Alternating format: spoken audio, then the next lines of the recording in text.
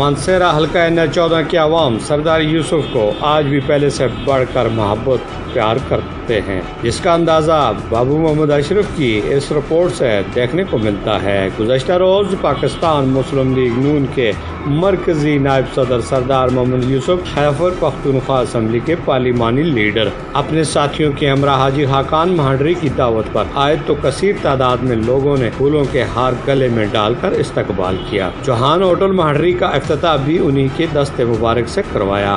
حاجی خاقان نے مہمانوں کے اعزاز میں افطار ڈنر بھی دیا۔ سردار محمد یوسف کے ہمراہ آنے والوں میں سابق MP میاں ضیاء الرحمان، حاجی شازمان، بابو محمد اشرف، کسان کونسلر سردار غلام داؤد، سابق تحصیل ناظم جنید علی قاسم و دیگر کثیر تعداد میں ساتھی موجود تھے۔ کیمرہ ٹیم کے ساتھ بابو محمد اشرف، DMM نیوز، کاغان۔